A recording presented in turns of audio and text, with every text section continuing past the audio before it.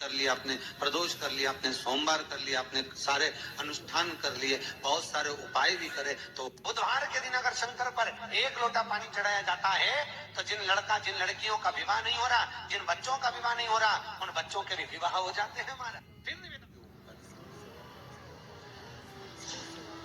स्वामी विवेकानंद जी के पास में एक व्यक्ति आकर बैठ गया और उस व्यक्ति ने कहा, मैं बहुत परेशान,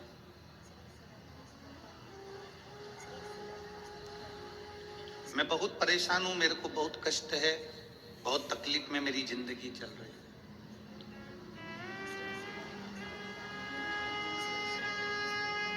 स्वामी विवेकानंद जी, मेरी परेशानी को समाप्त कर दीजिए। कल आपको कथा में कहा था, संत, साधु, गुरु 3 चीजों से दूर रहता है।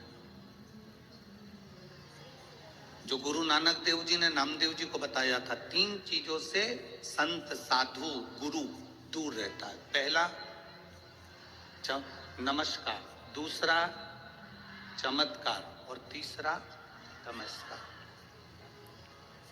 असली अगर गुरु है, असली अगर संत है, असली अगर साधक है, तो वो ये 3 चीजों से दूर है। उसको कोई मतलब नहीं इन 3 चीजों।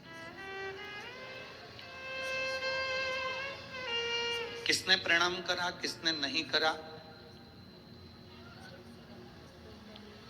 कौन ने भेंट चढ़ाई, कौन ने नहीं चढ़ाई, उससे कोई उसका मतलब नहीं, उससे कोई समझ।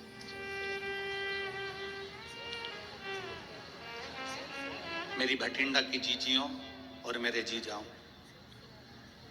मेरी बेटियों, बेटाओं, मेरी बहनों, मेरे भाई, अपनी चित्तवृत्ति में एक बात उतार कर रखना,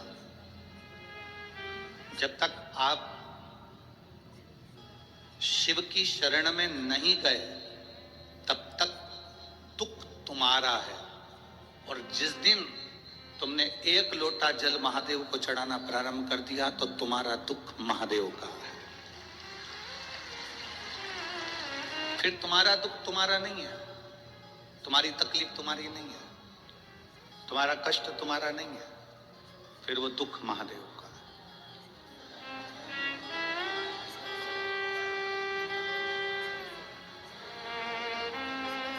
ये कथा का जो पंडाल है, लोग इसको कहते हैं शिव महापुराण की कथा हो रही है। हम कहते हैं ये शिव महापुराण की कथा नहीं हो रही है, नेत्रों की जांच हो रही है, नेत्र शिविर लगा है, इसमें आंखों की जांच है।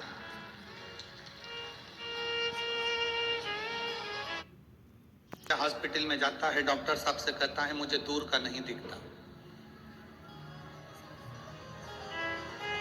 मुझे दूर का नहीं दिखता, टेबलेट दे दी, उसको मैं एक चश्मा बना देता हूं, चश्मे से दिखेगा, चश्मे से उसको दूर का दिखने लगा।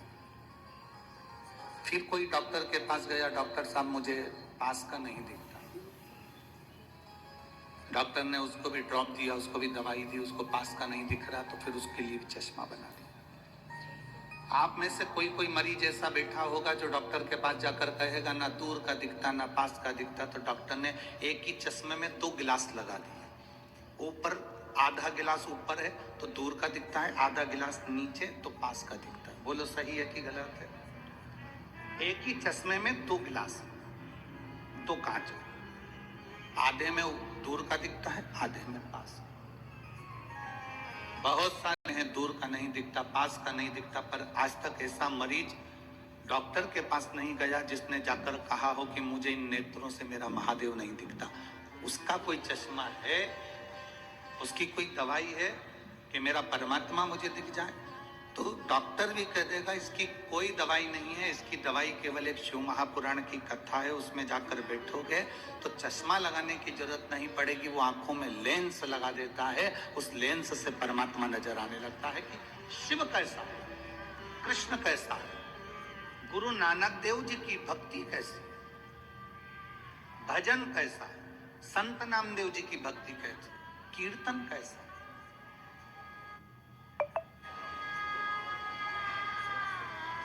आप सब इस कड़कती हुई ठंड में, कड़कड़ाती हुई ठंड के अंदर स्टेडियम के एक एक कुर्सियां आप अगर देखेंगे तो सब भरी पड़ी है, पूरा ग्राउंड में पांव रखने की जगह नहीं है। जितने लोग ग्राउंड के अंदर हैं उतने लोग ग्राउंड के बाहर जितनी दुकानें हैं उन दुकानों में जो टीवियां लगी हैं उनके पास में बैठकर कथा सुन रहा है।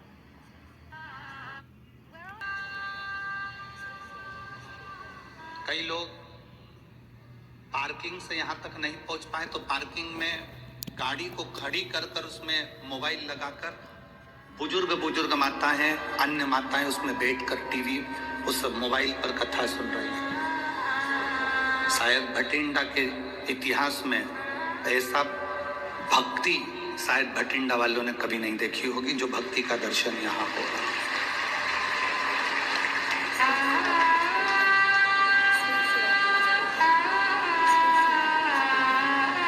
केवल शिव को पाना। स्वामी विवेकानंद जी से एक व्यक्ति ने जाकर कहा कि मैं बड़ा दुखी हूं, मैं बड़ा कष्ट में हूं, मैं बड़ा तकलीफ में हूं, मुझे बड़ी तकलीफ है, बहुत तकलीफ। तकलीफ किसको नहीं है? दुख किसको नहीं है? कष्ट किसको नहीं है?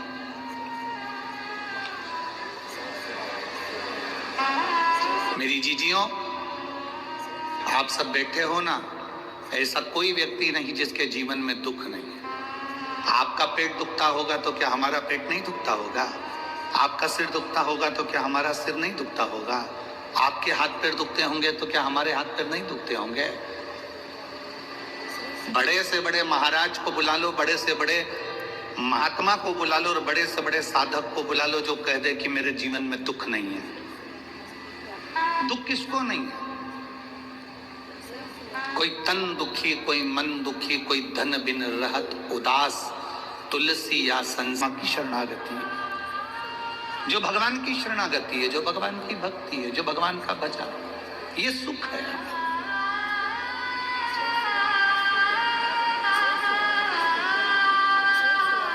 स्वामी विवेकानंद जी से कहा मैं बड़ा दुखी हूं, बहुत बड़ा परेशान हूं, मेरे परेशानी को समाप्त कर दो,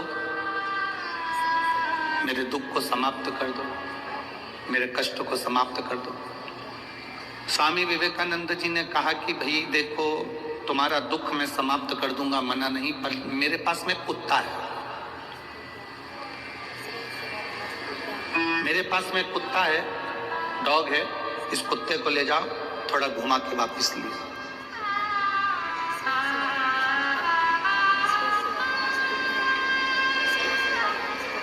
इस कुत्ते को लेकर जाओ और घुमा के वापस लेकर आओ। स्वामी विवेकानंद जी से उस व्यक्ति ने कहा मैं कुत्ता घुमा कर लेकर आऊंगा, उसके बाद मेरी समस्या हल हो जाएगी, मेरा दुख मिट जाएगा। जाओ जाओ, पहले कुत्ते को घुमा कर लेकर आओ। स्वामी विवेकानंद जी ने उसको कुत्ता दिया, वो कुत्ता लेकर घुमाने के लिए गया, घुमाने के लिए लेकर गया, सब दूर घुमाकर वापिस आया, कुत्ता वो आके खड़ा हुआ। स्वामी विवेकानंद जी ने पूछा ये इतना तेज हाँप क्यों रहा है, कुत्ता इतनी तेज क्यों हाँप रहा है? उसने कहा जो निकलता था उसके पीछे भौंकने चले जाता था, कभी इधर देखा उधर चले गया, कभी उधर देखा उधर चले गया, कभी उधर देखा कभी उधर चले गया, भाग भाग कर इधर उधर जाता फिरा। मैं कहीं नहीं भागा, सीधे रास्ते पे चलते चलते चलते चलते यहाँ पहुंच गए। कुत्ता हाँप रहा है, वो व्यक्ति नहीं हाँपा। स्वामी विवेकानंद जी ने कहा बस तुम्हारी समस्या का एक यहाँ हल नजर आता है, इस कुत्ते को देख लो, किसी को भी देखता है उस ओर दौड़ पड़ता है, इधर देखा इधर दौड़ा, उधर देखा उधर दौड़ा, उधर देखा उधर दौड़ा। स्वामी विवेकानंद जी कहते हैं अपनी मंजिल पर जाना है तो फिर 10 जगह देखकर मत दौड़ो, अपनी मंजिल को देखकर चलोगे तो फिर तुम्हारी मंजिल तक तुम पहुंच जाओ। हम भी वही करते हैं, हमारी भी आदत वही की वही बनी हुई है, हमने भी वही की वही कर रखा है। कभी देखते हैं कि अपनी दुकान चल रही है किराने की, अपनी दुकान चल रही है कपड़े की, अपनी दुकान चल रही है मोबाइल की, अपनी दुकान चल रही है बैग की, अपनी दुकान चल रही है सुनारी की, अपनी दुकान चल रही है लोहारी की, पर अपन दूसरे को देखते हैं उसमें ज्यादा कमाई है, इसको कम ध्यान देते हैं उसमें घुस जाते हैं।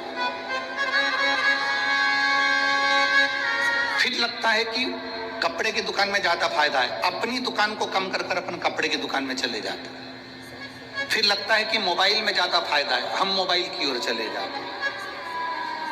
फिर लगता है शोरूम डाल लेते हैं, शोरूम में ज्यादा फायदा है, कर्जा ले लिया, लोन ले लिया, शोरूम डाल लिया, उसमें चले गए। अगर तुम जिस दुकान को कर रहे थे, भले वो चाय की क्यों ना हो, चाहे बिस्कुट की क्यों ना हो, चाहे बेकरी क्यों ना हो, चाहे वो किराने की क्यों ना हो, जिस दुकान को तुम कर रहे हो, एक लक्ष्य को मजबूत बनाकर करते और जगह तुम्हारा ध्यान नहीं जाता।